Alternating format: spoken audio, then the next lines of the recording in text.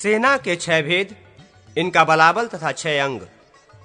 श्री राम कहते हैं, 6 प्रकार की सेना को कवच आदि से सन्नद्ध एवं व्यूहबद्ध करके इष्ट देवताओं की तथा संग्राम संबंधी दुर्गा आदि देवियों की पूजा करने के पश्चात शत्रु पर चढ़ाई करें। मौल, भृत, श्रेणी, सुहृद, शत्रु तथा आठविक ये 6 प्रकार के सैन्य हैं। इनमें पर की अपेक्षा पूर्व सेना श्रेष्ठ कही गई है। इनका व्यसन भी इसी क्रम से गरिष्ठ माना गया है। पैदल, घुड़सवार, रथी और हाथी सवार ये सेना के 4 अंग हैं, किंतु मंत्र और कोश इन 2 अंगों के साथ मिलकर सेना के 6 अंग हो जाते हैं। नदी दुर्ग, पर्वत दुर्ग तथा वन दुर्ग, इनमें जहां जहां सामंत तथा आठविक आदि से भय प्राप्त हो, वहां वहां सेनापति सन्नद्ध एवं व्यूहबद्ध सेनाओं के साथ जाए। एक सेनानायक उत्कृष्ट वीर योद्धाओं के साथ आगे जाए और मार्ग एवं सेना के लिए आवास स्थान का शोध करे। विजिगीषु राजा उसका अंतःपुर सेना के मध्य भाग में रहकर यात्रा करे। खजाना तथा फल्गु, असार एवं बेगार करने वालों की सेना भी बीच में ही रहकर चले। स्वामी के अगल बगल में घुड़सवारों की सेना रहे। घुड़सवार सेना के उभय पार्श्वों में रथ सेना रहे। रथ सेना के दोनों तरफ हाथियों की सेना रहनी चाहिए। उसके दोनों बगल आठविकों जंगली लोगों की सेना रहे। यात्रा काल में प्रधान एवं कुशल सेनापति स्वयं स्वामी के पीछे रहकर सबको आगे करके चले। थके मांदे हतोत्साह सैनिकों को धीरे धीरे आश्वासन देता रहे। उसके साथ ही भारी सेना कमर कसकर युद्ध के लिए तैयार रहे। यदि आगे की ओर से शत्रु के आक्रमण का भय संभावित हो तो महान मकरव्यूह की रचना करके आगे बढ़े। यदि तिर्यक दिशा के भय से संभावना हो तो खुले या फैले पंख वाले श्वेन पक्षी के आकार की व्यूह रचना करके चले।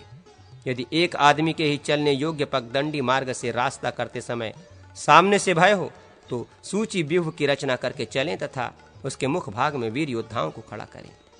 पीछे से भय हो तो शकट व्यूह की, पार्श्व भाग से भय हो तो वज्र व्यूह की तथा सब ओर से भय होने पर सर्वतोभद्र नामक व्यूह की रचना करें।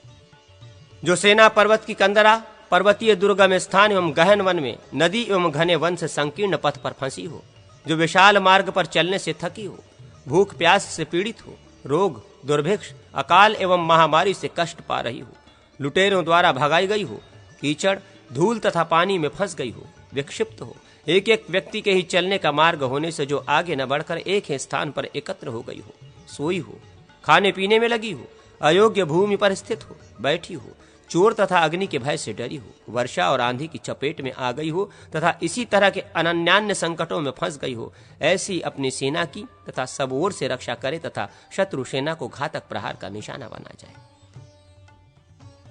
जब आक्रमण के लक्ष्यभूत शत्रु की अपेक्षा विजिगीषु राजा देश काल की अनुकूलता की दृष्टि से बढ़ा चढ़ा हो तथा शत्रु की प्रकृति में फूट डाल दी गई हो तथा अपना बल अधिक हो तो शत्रु के साथ प्रकाश युद्ध घोषित या प्रकट संग्राम छेड़ दे। यदि विपरीत स्थिति हो तो कूट युद्ध, छिपी लड़ाई करें।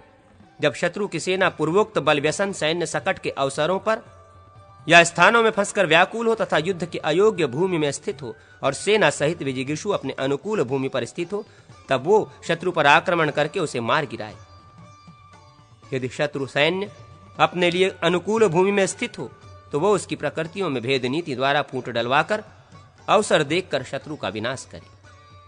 जो युद्ध से भागकर या पीछे हटकर शत्रु को उसकी भूमि से बाहर खींच लाते हैं, ऐसे वनचरों, आठविकों तथा अमित्र सैनिकों ने पाशभूत होकर जिसे प्रकृति प्रगह से स्वयं भूमि या मंडल से दूर पर की भूमि में आकृष्ट कर लिया है, उस शत्रु को प्रकष्ट वीर योद्धाओं द्वारा मरवा डाले। कुछ थोड़े से सैनिकों को सामने की ओर से युद्ध के लिए उद्यत दिखा दे और जब शत्रु के सैनिक उन्हीं को अपना लक्ष्य बनाने का निश्चय कर लें, तब पीछे से वेगशाली उत्कृष्ट वीरों की सेना के साथ पहुंचकर उन शत्रुओं का विनाश करे। अथवा पीछे की ओर से ही सेना एकत्र करके दिखाए और जब शत्रु सैनिकों का ध्यान उधर ही खींच जाए, तब सामने की ओर से शूरवीर बलवान सेना द्वारा आक्रमण करके उसे नष्ट कर दे। सामने तथा पीछे की ओर से किए जाने वाले इस 2 आक्रमणों द्वारा अगल बगल से किए जाने वाले आक्रमणों की भी व्याख्या हो गई, अर्थात बाईं ओर कुछ सेना दिखाकर दाहिनी ओर से और दाहिनी ओर सेना दिखाकर बाईं ओर से गुप्त रूप से आक्रमण करें। कूट युद्ध में ऐसा ही करना चाहिए। पहले दूष्य बल अमित्र बल तथा आटविक बल, इन सब के साथ शत्रु सेना को लड़ाकर थका दें। जब शत्रुबल श्रांत, मंद, हतोत्साह और निराक्रंद, मित्र रहित एवं निराश हो जाए और अपनी सेना के वाहन थके न हो, उस दशा में आक्रमण करके शत्रुवर्ग को मार गिराए, अथवा दूष्य एवं अमित्र सेना को युद्ध से पीछे हटने या भागने का आदेश दे दे। और जब शत्रुओं को यह विश्वास हो जाए कि मेरी जीत हो गई, अतः वो ढीला पड़ जाए, तब मंत्र बल का आश्रय ले प्रयत्न पूर्वक आक्रमण करके उसे मार डालें। स्कंदावार, सेना के पड़ाव, पुर, ग्राम, सस्य समूह तथा गव्वों के वज्र, गोष्ठ, इन सब को लूटने का लोभ शत्रु सैनिकों के मन में उत्पन्न करा दें, और जब उनका ध्यान बढ़ जाए तब स्वयं सावधान रहकर उन सब का संहार कर डालें। अथवा शत्रु राजा की गायों का अपहरण करके उन्हें दूसरी ओर गायों को छुड़ाने वालों की ओर खींचे, और जब शत्रु सेना उस लक्ष्य की ओर बढ़े तब उस मार्ग में ही रोक कर मार डाले उन्हें। अथवा अपने ही ऊपर आक्रमण के भय से रात भर जागने के श्रम में दिन में सोई हुई शत्रु सेना के सैनिक जब नींद से व्याकुल हो, उस समय उन पर धावा बोलकर मार डाले। अथवा रात में ही निश्चिंत सोए हुए सैनिकों को तलवार हाथ में लिए हुए पुरुषों द्वारा मरवा दे। जब सेना कूच कर चुकी हो तथा शत्रु ने मार्ग में ही घेरा डाल दिया हो, तो उसके उस घेरे तथा अवरोध को नष्ट करने के लिए हाथियों को ही आगे आगे ले चलना चाहिए। वन दुर्ग में जहां घोड़े भी प्रवेश न कर सके, वहां हाथियों की ही सहायता से सेना का प्रवेश होता हो। वे आगे के वृक्ष आदि को तोड़कर सैनिकों के प्रवेश के लिए मार्ग बना देते हैं। जहां सैनिकों की पंक्ति ठोस हो, वहां उसे तोड़ देना हाथियों का ही काम है, तथा जहां व्यूह टूटने से सैनिक पंक्ति में दरार पड़ गई हो, वहां हाथियों के खड़े होने से छिद्र या दरार बंद हो जाती है। शत्रुओं में भय उत्पन्न कराना, शत्रु के दुर्ग के द्वार को माथे की टक्कर देकर तोड़ गिराना, खजाने को सेना के साथ ले चलना तथा किसी उपस्थित भय से सेना की रक्षा करना, ये सब हाथियों द्वारा सिद्ध होने वाले कर्म हैं। अभिन्न सेना का भेदन और भिन्न सेना का संधान, ये दोनों कार्य गज सेना की ही भांति रथ सेना के द्वारा भी साध्य है। वन में कहाँ उपद्रव है कहाँ नहीं, इसका पता लगाना, दिशाओं का शोध करना, दिशा का ठीक ज्ञान रखते हुए सेना को यथार्थ दिशा की ओर ले चलना तथा मार्ग का पता लगाना, ये अश्व सेना का कार्य है। अपने पक्ष के विविध और आसार की रक्षा, भागते हुए शत्रु सेना का शीघ्रतापूर्वक पीछा करना, संकट काल में शीघ्रतापूर्वक भाग निकलना, जल्दी से कार्य सिद्ध करना, अपनी सेना की जहां दयनीय दशा हो वहां उसके पास पहुंचकर सहायता करना, शत्रु सेना के अग्रभाग पर आघात करना और तत्काल ही घूमकर उसके पिछले भाग पर भी प्रहार करना, ये अश्व सेना के कार्य हैं। सर्वदा शस्त्र धारण किए रहना तथा शत्रुओं को पहुंचाना, ये पैदल सेना के कार्य हैं। सेना की छावनी डालने के योग्य स्थान पर तथा मार्ग आदि की खोज करना विष्टि, बेगार करने वाले लोगों का काम है। जहां मोटे मोटे ठूंठ, बांबियां, वृक्ष और झाड़ियां हो, जहां कांटेदार वृक्ष न हो किंतु भाग निकलने के लिए मार्ग हो तथा जो अधिक ऊंची नीची न हो, ऐसी भूमि पैदल सेना के संचार योग्य बताई गई है। जहां वृक्ष और प्रस्तरखंड बहुत कम हो, जहां की दरारें शीघ्र लांघने योग्य हो, जो भूमि मुलायम न होकर सख्त हो, जहां कंकड़ और कीचड़ न हो तथा जहां से निकलने के लिए मार्ग हो, वो भूमि अश्व संचार के योग्य होती है। जहां ठूंठ वृक्ष और खेत न हो, जहां पंख का सर्वथा अभाव हो, ऐसी भूमि रथ संचार के योग्य मानी गई है। जहां पैरों से रौंद डालने योग्य वृक्ष और काट देने योग्य लताएं हो, कीचड़ न हो, गर्त या दरार न हो, जहां के पर्वत हाथियों के लिए गम्य हो, ऐसी भूमि ऊंची नीची होने पर भी गज सेना के योग्य कही गई है। जो सैन्य, अश्व आदि सेनाओं में भेद, दरार या छिद्र पड़ जाने पर उन्हें ग्रहण करता, सहायता द्वारा अनुग्रहित बनाता है, उसे प्रतिग्रह कहा गया है। उसे अवश्य संगठित करना चाहिए, क्योंकि वो भार को वहन या सहन करने में समर्थ होता है। प्रतिग्रह से शून्य व्यूह भिन्न सा दिखता है। विजय की इच्छा रखने वाला बुद्धिमान राजा प्रतिग्रह सेना के बिना युद्ध न करे। जहां राजा रहे वहीं कोष रहना चाहिए, क्योंकि राजत्व कोष के ही अधीन होता है। विजयी योद्धाओं को उसी से पुरस्कार देना चाहिए। भला ऐसा कौन है जो दाता के हित के लिए युद्ध न करेगा? शत्रु पक्ष के राजा का वध करने पर योद्धाओं को 1,00,000 मुद्राएं पुरस्कार में देनी चाहिए। राजकुमार का वध होने पर इससे आधा पुरस्कार देने की व्यवस्था रहनी चाहिए। सेनापति के मारे जाने पर भी उतना ही पुरस्कार देना उचित है। हाथी तथा रथ आदि का नाश करने पर भी उचित पुरस्कार देना आवश्यक है। पैदल, घुड़सवार, रथी और हाथी सवार, ये सब सैनिक इसी तरह से अर्थात एक दूसरे से इतना अंतर रखकर युद्ध करें जिससे उनके व्यायाम, अंगों के फैलाव तथा विनिवर्तन विश्राम के लिए पीछे हटने से किसी तरह की बाधा या रुकावट न हो। समस्त योद्धा पृथक पृथक रहकर युद्ध करें। गोल मेल होकर जूझना संकुलावह, घमासान और रोमांचककारी होता है। यदि महासंकुल घमासान युद्ध छिड़ जाए तो पैदल आदि असहाय सैनिक बड़े बड़े हाथियों का आश्रय ले। एक एक घुड़सवार योद्धा के सामने 3-3 पैदल पुरुषों को प्रति योद्धा अर्थात अग्रगामी योद्धा बनाकर खड़ा करें। इस रीति से 5-5 अश्व एक एक हाथी के अग्रभाग में प्रति योद्धा बनाएं। इनके सिवा हाथी के पाद रक्षक भी उतने ही हो, अर्थात 5 अश्व और 15 पैदल। प्रति योद्धा तो हाथी के आगे रहते हैं और पाद रक्षक हाथी के चरणों के निकट खड़े होते हैं। ये एक हाथी के लिए व्यूह विधान कहा गया है। ऐसा ही विधान रथ व्यूह के लिए भी समझना चाहिए। एक गज व्यूह के लिए जो विधि कही गई है उसी के अनुसार 9 हाथियों का व्यूह बनाएं, उसे अनिक जानना चाहिए। इस प्रकार एक अनिक में 45 अश्व तथा 135 पैदल सैनिक प्रति योद्धा होते हैं और इतने ही अश्व तथा पैदल पाद रक्षक हुआ करते हैं। एक अनिक से दूसरे अनिक की दूरी 5 धनुष बताई गई है। इस प्रकार अनिक विभाग के द्वारा व्यूह संपत्ति स्थापित करें। व्यूह के मुख्यतः 5 अंग हैं: उरस्य, कक्ष, पक्ष। इन तीनों को एक समान बताया जाता है, अर्थात मध्य भाग में पूर्वोक्त रीति से 9 हाथियों द्वारा कल्पित एक अनिक सेना को उरस्य कहा गया है। उसके दोनों पार्श्व भागों में एक एक अनिक की दो सेनाएं कक्ष कहलाती हैं। कक्ष के बाह्य भाग में दोनों ओर जो एक एक अनिक की 2 सेनाएं हैं विपक्ष कही जाती हैं। इस प्रकार इस 5 अनिक सेना के व्यूह में 45 हाथी, 225 अश्व, 675 पैदल सैनिक प्रति योद्धा और इतने ही पाद रक्षक होते हैं। इसी तरह उरस्य, कक्ष, पक्ष, मध्य, पृष्ठ, प्रतिग्रह तथा कोटि, इन 7 अंगों को लेकर व्यूह शास्त्र के विद्वानों ने व्यूह को 7 अंगों से युक्त कहा है। उरस्य, कक्ष, पक्ष तथा प्रतिग्रह आदि से युक्त ये व्यूह विभाग बृहस्पति के मत के अनुसार शुक्र के मत में ये व्यूह विभाग कक्ष और प्रकक्ष से रहित है, अर्थात उनके मत में व्यूह के 5 ही अंग हैं। सेनापतिगण उत्कृष्ट वीर योद्धाओं से घिरे रहकर युद्ध के मैदान में खड़े हों। वे अभिन्न भाव से संगठित रहकर युद्ध करें और एक दूसरे की रक्षा करते रहें। सारहीन सेना को व्यूह के मध्य भाग में स्थापित करना चाहिए। युद्ध संबंधी यंत्र, आयुध और औषध आदि उपकरणों को सेना के पृष्ठ भाग में रखना उचित है। युद्ध का प्राण है नायक, राजा या विजिगीषु। नायक के न रहने पर या मारे जाने पर युद्धरत सेना मारी जाती है। हृदय स्थान मध्य भाग में प्रचंड हाथियों को खड़ा करें। कक्ष स्थानों में रथ तथा पक्ष स्थानों में घोड़े स्थापित करें। यह मध्य भेदी व्यूह कहा गया है। मध्य देश वक्षा स्थान में घोड़ों की, कक्ष भागों में रथों की तथा दोनों पक्षों के स्थान में हाथियों की सेना खड़ी करें। ये अंतःभेदी युद्ध बताया गया है। रथ की जगह अर्थात कक्षों में घोड़े दे दें तथा घोड़ों की जगह मध्य देश में पैदलों को खड़ा कर दें।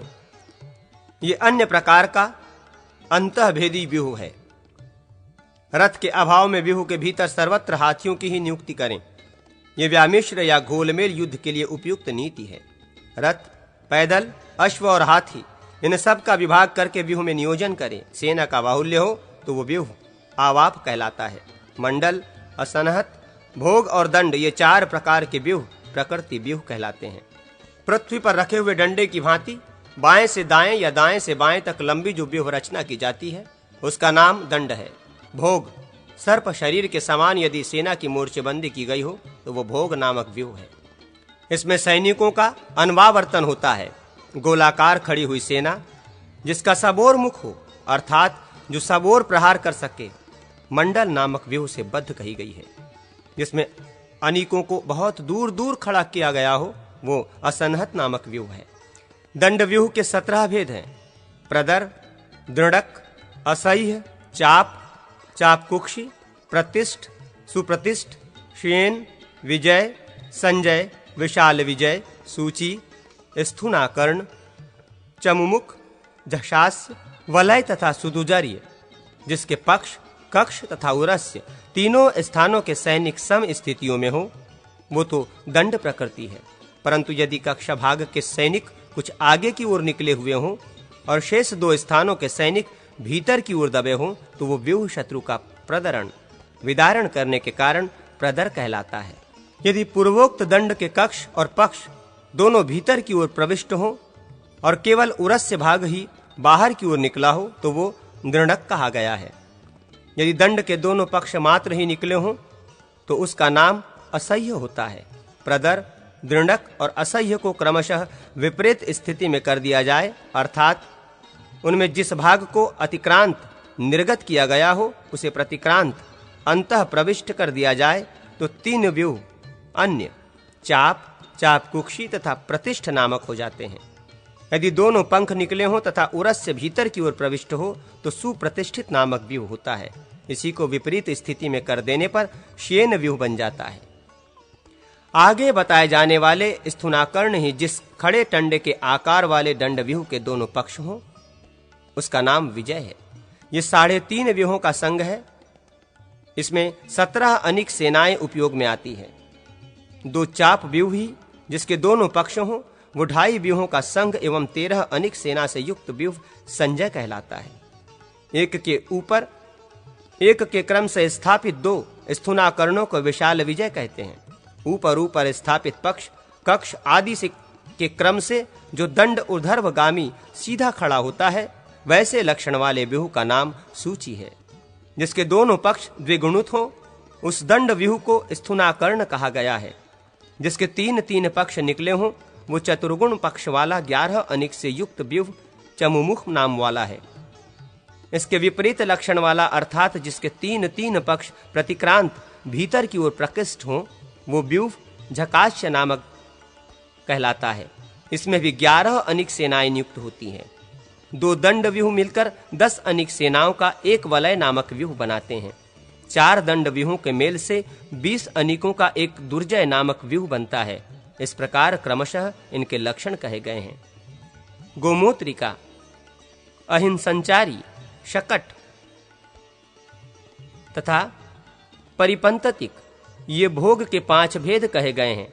मार्ग में चलते समय गाय के मूत्र करने से जो रेखा बनती है उसकी आकृति में सेना को खड़ी करना गोमूत्रिका व्यूह है। सर्प के संचरण स्थान की रेखा जैसी आकृति वाला व्यूह अहिंसंचारी कहा गया है। जिसके कक्ष और पक्ष दोनों आगे पीछे के क्रम से दंड व्यूह की भांति ही स्थित हो किंतु उरस्य की संख्या दुगनी हो वो शकट व्यूह है। इसके विपरीत स्थिति में स्थित व्यूह मकर कहलाता है। इन दोनों व्यूहों में से किसी के भी मध्य भाग में हाथी और घोड़े आदि आवाप मिला दिए जाएं तो वो परिपंतितिक नामक व्यूह होता है। मंडल व्यूह के 2 ही भेद हैं, सर्वतोभद्र तथा दुर्जय। जिस मंडलाकार व्यूह का सब ओर मुख हो उसे सर्वतोभद्र कहा गया है। इसमें 5 अनिक सेना होती है। इसी में आवश्यकतावश उरस्य तथा दोनों कक्षों में 1 अनिक बढ़ा देने पर 8 अनिक का दुर्जय नामक व्यूह बन जाता है। अद्रचंद्र, उद्दान तथा वज्र ये असंहत के भेद हैं। इसी तरह कर्टकशृंगी, काकपादी और गोधिका भी असंहत के भी भेद हैं। अर्धचंद्र तथा कर्टकशृंगी ये 3 अनिकों के व्यूह हैं। उद्दान और काकपादी ये 4 अनिक सेनाओं से बनने वाले व्यूह हैं तथा ब्रज एवं गोधिका ये 2 व्यूह 5 अनिक सेनाओं के संगठन से सिद्ध होते हैं। अनिक की दृष्टि से 3 ही भेद होने पर भी आकृति में भेद होने के कारण ये 6 बताए गए हैं। दंड से संबंध रखने वाले 17, मंडल के 2, असंहत के 6 और भोग के समरांगण में 5 भेद कहे गए हैं। पक्ष आदि अंगों में से किसी एक अंग की सेना द्वारा शत्रु के व्यूह का भेदन करके शेष अनिकों द्वारा उसे घेर लें अथवा उरस्यगत अनिक से शत्रु के व्यूह पर आघात करके दोनों कोटियों प्रपक्षों द्वारा घेरें। शत्रु सेना की दोनों कोटियों प्रपक्षों पर अपने व्यूह के पक्षों द्वारा आक्रमण करके शत्रु के जघन पोरस्य भाग को अपने प्रतिग्रह तथा दोनों कोटियों द्वारा नष्ट करें। साथ ही उरस्यगत सेना द्वारा शत्रु पक्ष को पीड़ा दें। व्यूह के जिस भाग में सारहीन सैनिक हो, जहां सेना में फूट या दरार पड़ गई हो तथा जिस भाग में दुष्य, क्रुद्ध, लुब्ध आदि सैनिक विद्यमान हो, वहीं वहीं शत्रु सेना का संहार करें और अपने पक्ष के वैसे स्थानों को सबल बनाएं। बलिष्ठ सेना को उससे भी अत्यंत बलिष्ठ सेना द्वारा पीड़ित करें। निर्बल सैन्य दल को सबल सैन्य द्वारा दबाएं। यदि शत्रु सेना संगठित भाव से स्थित हो तो प्रचंड गज सेना द्वारा उसे शत्रु वाहिनी का विदारण करें। पक्ष, कक्ष और उरस्य ये सम स्थिति में वर्तमान हो तो दंड व्यूह होता है। दंड का प्रयोग और स्थान व्यूह के चतुर्थ अंग द्वारा प्रदर्शित करें। दंड के समान ही दोनों पक्ष यदि आगे की ओर निकले हुए हों तो प्रदर या प्रदारक व्यूह बनता है। वही यदि पक्ष पक्ष द्वारा अतिक्रांत आगे की ओर निकला हो तो दृढ़ नामक व्यूह होता है। यदि दोनों पक्ष मात्र आगे की ओर निकले हुए हों तो वो व्यूह असह्य नाम धारण करता है। कक्ष और पक्ष को नीचे स्थापित करके उरस्य द्वारा निर्गत व्यूह चाप कहलाता है। दो दंड मिलकर एक वलय ग्रह बनाते हैं। यह व्यूह शत्रु को विदीर्ण करने वाला होता है। चार वलय व्यूहों के योग से एक दुर्जय व्यूह बनता है जो शत्रु वाहिनी का मर्दन करने वाला होता है। कक्ष, पक्ष तथा उरस्य जब विषम भाव में स्थित हो तो भोग नामक व्यूह होता है। उसके 5 भेद हैं: सर्पचारी, गोमित्रिका, शकट, मकर और परिपंततिक। सर्प संचरण की आकृति सर्पचारी, गोमूत्र के आकार से गोमूत्रिका, शकट किसी आकृति से शकट तथा इसके विपरीत स्थिति से मकर व्यूह का संपादन होता है। ये भेदों सहित भोग व्यूह संपूर्ण शत्रुओं का मर्दन करने वाला है। चक्र व्यूह तथा पद्म व्यूह आदि मंडल के भेद प्रमेद हैं। इसी प्रकार सर्वतोभद्र, वज्र, अक्षवर, काक, अर्धचंद्र, श्रृंगार और अचल आदि व्यूह भी हैं। इनके आकृति के ही अनुसार ये नाम रखे गए हैं। अपनी मौज के अनुसार व्यूह बनाने चाहिए। व्यूह शत्रु सेना की प्रगति को रोकने वाले होते हैं। अग्निदेव कहते हैं, ब्रह्मन, श्री राम ने रावण का वध करके अयोध्या का राज्य प्राप्त किया। श्री राम की बताई हुई उक्त नीति से ही पूर्व काल में लक्ष्मण ने इंद्रजीत का वध किया था।